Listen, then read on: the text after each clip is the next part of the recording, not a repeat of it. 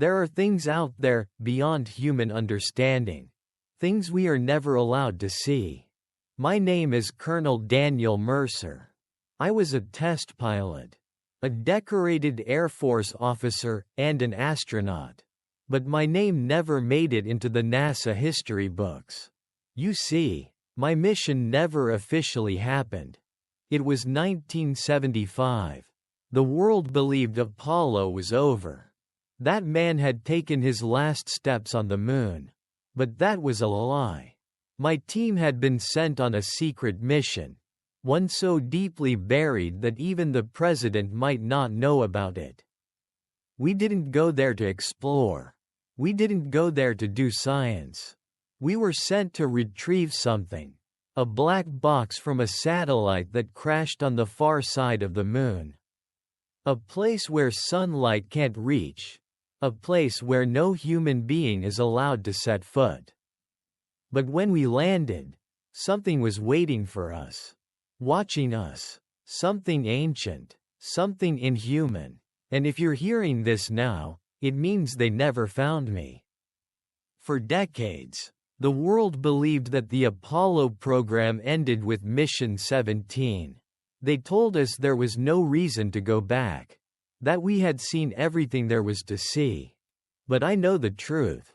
Because I was there. They took me, along with 2 others, to a place where no human is allowed to go. A part of the moon that is shrouded in eternal darkness. A place where something is waiting. And I swear to you, it knows we're coming. They called it Project Nightfall. It wasn't in NASA's official records. This wasn't about planting a flag or collecting rocks. This was a recovery mission, something that had fallen to the far side of the moon. A satellite that had been orbiting in secret for years. The agency, whoever was actually in charge, said it was a simple recovery. They lied. I'm the mission commander. Next to me is Lieutenant Ethan Carver, our lunar module pilot, and Lieutenant Viktor Sokolov, our command module pilot. We've been given Apollo hardware. Everything from life support to the lander itself. But this isn't an Apollo mission. We've spent 3 days on the move. 3 days drifting toward something none of us really understand. And all the while, I can't shake the feeling that we're not alone. The controls rattle violently as the alarms flash red. A voice comes over the radio, Sokolov, from the command module above. Nightfall. Your descent looks a little off. Are you sure you understand? We landed inside a crater, miles wide. Deeper than anything that had been mapped before. It was strange, uncharted. The ground was different. Not the dusty gray we saw during the Apollo landings. It was darker, almost black. Carver stepped onto the surface, planting the mission flag. A burst of static distorted the footage. And when it dissipated, the flag was gone. Carver and I drove the lunar rover across the surface. Dust billowing behind us. The coordinates took us nearly 10 miles from the landing site. When we got there, the wreckage was there, half buried in the dust. But something was wrong. The satellite had crashed, its metal frame warped beyond recognition. Scattered around it, footprints. Not theirs. Someone, or something, had been here before us. Carver whispers in surprise. Dan, what the hell is going on? Silence. Then, a distant metallic clang. The radio is crackling, distorted. As if something else is transmitting over the frequency. Unintelligible voice, radio. Distorted. U-D-O-N single quote T, B-E-L-O-N-G-H-E-R-E. That night, I had my first dream. I saw something standing out there in the dust. The spacesuit is still, upright, visor open. Inside, nothing. But as I got closer, It turned to face me. We're not alone on the moon. Something is following us. Something we can never find. And if you think we've left it behind, you're wrong.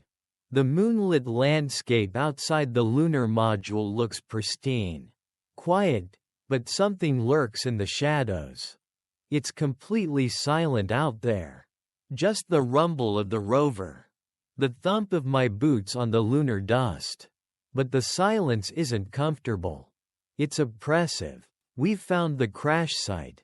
Or what's left of it. The satellite is torn apart. Its circuits scattered across the barren surface. But what caught my attention, what made my heart skip a beat, were the footprints. Footprints. Jagged and irregular. Leading out of the ruins. The shape was wrong, too deep. Too wide. Almost unnatural. Carver, trembling on the radio. Dan, this doesn't make sense. These aren't ours. Carver's face. His eyes wide with disbelief. The eerie silence of the lunar surface enveloping him. I could feel it. The air around us was thick. The hairs on the back of my neck stood up. Even through my suit, something was wrong. It wasn't just the footprints. It was the absence of sound. The feel of the moon, cold. Watching, waiting. Suddenly, a loud crash, a metallic clang, came from behind us. The rover jerked forward, almost knocking us off balance. Carver spun around, his eyes wide, panicked. Did you hear that? There's something out there. A dark mountain range in the distance. A faint glow, like a reflection of metal. Then, nothing. The glow was gone. I froze. I didn't want to believe it. But that unmistakable feeling gripped me. We were being watched. The rover accelerates, wheels grinding against the lunar surface. Carver wanted to go back. He kept saying we should report what we found and return to the module. But something inside me, something I couldn't explain, was pushing me forward. I had to know. I needed to know what had taken the data before we could get to it. The rover's wheels skidded as they neared the bottom of a large crater. A jagged mass of rock rose up ahead. Something glinted on the edge of the crater, a metallic object. It wasn't a satellite. It was something else. Carver, shuddering. Dan, look, that wasn't our mission. A strange black spacesuit, standing strangely upright. The helmet glinted in the pale light. But there was no one inside. It was empty, but it stood there as if waiting for us. I felt a cold sweat run down my back. I didn't know which was worse, the suit, or the fact that it was standing there on its own, as if it had been left there to spy on us.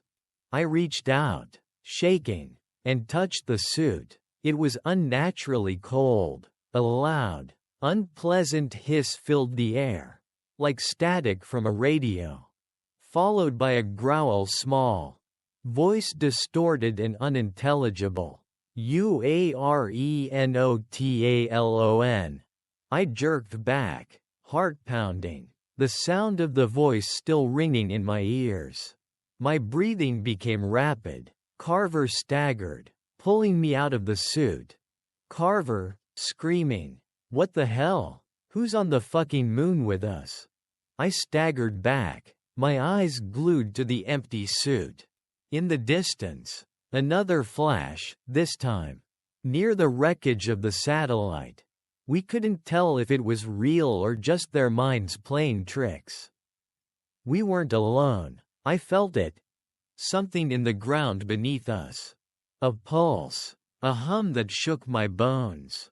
It wasn't the lander. It wasn't our equipment. It was something else. Something ancient.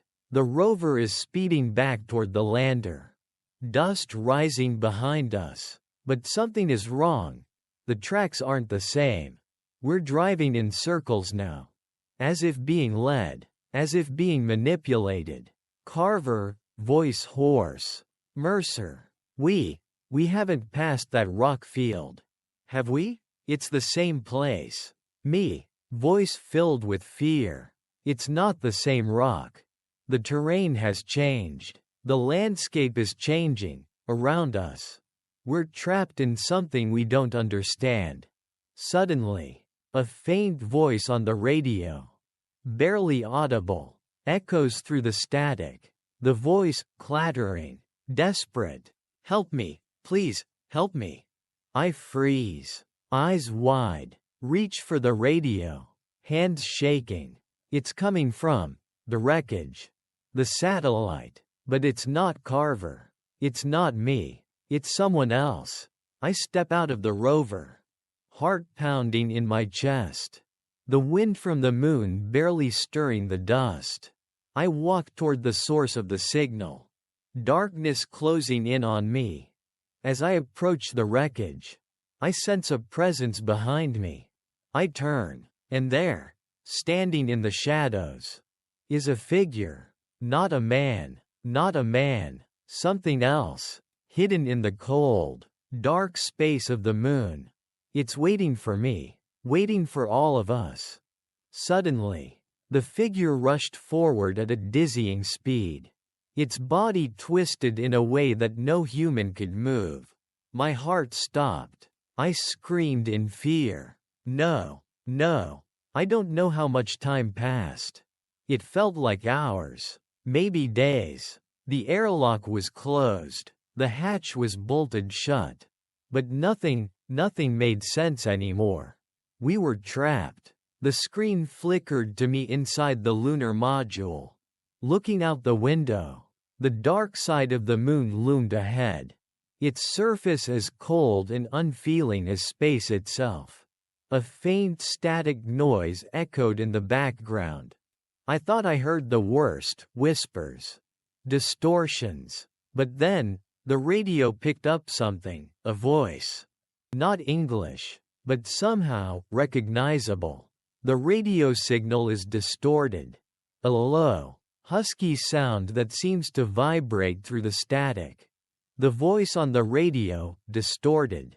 Slow, pomogite. The voice is cold, rough, desperate. The Russian word for save is repeated in a drawn-out whisper.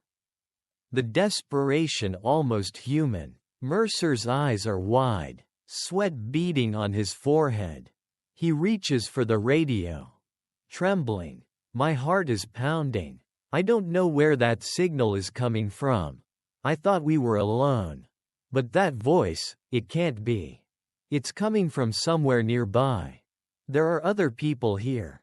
Trapped. But who? What happened to them? I open the comm link and shout into the radio. This is Nightfall. Can you hear me? Who is it? Asterisk. The voice broke again. Distorted. Almost frantic. As if it were caught between two worlds. Then, a sound that made my blood run cold. The sharp clang of metal on metal. The voice on the radio, whispering. Breathless. You don't belong to this asterisk asterisk. The transmission was abruptly cut off. I staggered back, gasping. I turned on the spot. My eyes on Carver, who was still inside the module, staring at the radio, his face pale. The air seemed to thicken. Silence falling from all sides. Carver, whispering, voice barely audible. Dan, this can't be happening. We shouldn't be here. The hissing of the airlock echoes. Breaking the silence. My heart pounds. I stare at the hatch, where the handle is slowly turning. The air feels thick, stifling. The module suddenly seems so small. As if it's shrinking around us. I never thought it would be like this. Feeling trapped, completely helpless, in a place where no one can hear you. In a place where something doesn't want you to leave. Suddenly, there's a loud bang at the airlock. startling me. My heart skips a beat. I turn to Carver, eyes wide, screaming, "Who's out there? Who's there?" Silence. Then the sound came again, another noise. Louder this time, followed by the unmistakable clang of metal. A clanking noise from outside. As if someone, was trying to break in. Carver's face grew paler. His mouth opened, but no words came. I rushed to the window, my breath fogging the glass. I shouldn't have looked, but I did. I saw the shadow through the frost on the glass. A silhouette, barely visible on the dark surface of the moon. Standing perfectly still. An astronaut in a torn spacesuit. His helmet cracked. There was only a gap inside. The suit was covered in dark alien stains. The suit didn't move. It just stood there, as if waiting for me to admit it. Oh my God, it's him. The one from the Russian lander. Suddenly, the radio crackled again. The same voice came through. But this time it was weak. Desperate. Almost pleading. Voice on the radio, immediately. Gasping. They're watching you. Follow that voice. The airlock door clanged open. The sound of metal on metal filled the air, sending a chill down my spine. The figure outside shifted a little, then began to move, its body jerking unnaturally. It turned toward the lunar module. Its helmet slowly cracked. It was empty inside. Just a void. No face. No eyes. Just breathing. I shouted in panic. "Carver, get the suit. We have to go now." But Carver didn't move. He stood still, staring at the thing outside. He slowly reached out, as if prompted by something. I rushed to grab Carver. But as I did, the thing outside stared at me, the empty helmet. The void, as if it were trying to suck the soul from my body. Suddenly, the lights flicker, and the entire lunar module shakes violently. The voice returns, louder now, surrounding us. Low, husky, echoing. "You'll never leave. You're one of us now." The lights go out. Silence. A long, stifling silence. Then a loud crack, like something breaking. Followed by a sharp intake of breath. So close. So close. I don't know how I survived. All I remember is the cold. The utter darkness. The weight of their eyes pressing down on me. But when the lights flickered back on, Carver was gone. Only his suit remained, and the unmistakable echo of the thing that had followed us. The screen flickers back. I, now alone, stare out the window. The moon, endless and silent, seems to mock me. I've seen things no human should see. I've heard things no human should hear. But the worst part is, I'm still here. Alive, with them watching me. And no one will believe me. I told you I'd never come back. But I came back, somehow.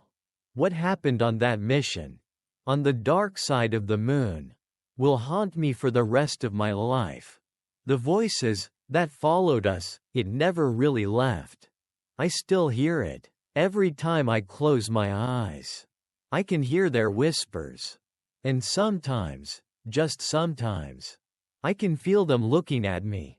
I wonder how many more missions they've sent out there. How many others have seen what we saw? How many never came back? You think you've learned everything. But there are still things out there that want to be hidden. Things we should never have discovered. And maybe you've heard too much. The truth is, I'm not sure I'll ever escape what happened on the moon. But what I do know is, the story doesn't end for me. It never ends. There's always something else out there. There's always another piece of the puzzle waiting to be discovered. If you want to know more, if you want to hear stories that should never be told, Don't forget to like this video, subscribe to the channel, and leave a comment below. Tell me, what do you think happened out there? Who was really in charge? Was it all a lie? Or is the truth darker than we can imagine?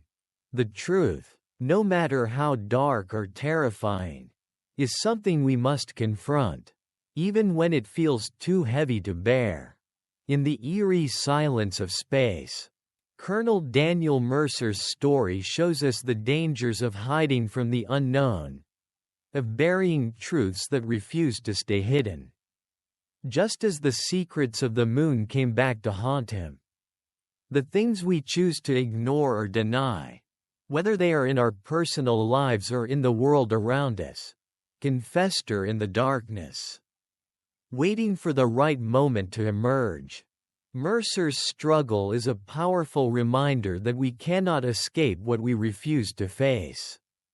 The truth may be unsettling, but only by confronting it can we move forward, grow, and find peace. It's easier to ignore our fears, but it's when we face them head-on that we gain strength. Life, much like space, is full of mystery, danger, and unknowns, but it's in the pursuit of the truth, no matter how frightening, that we find meaning. And ultimately, the courage to keep going. As you reflect on this story, ask yourself, what truths have you been avoiding? And what would happen if you dared to face them?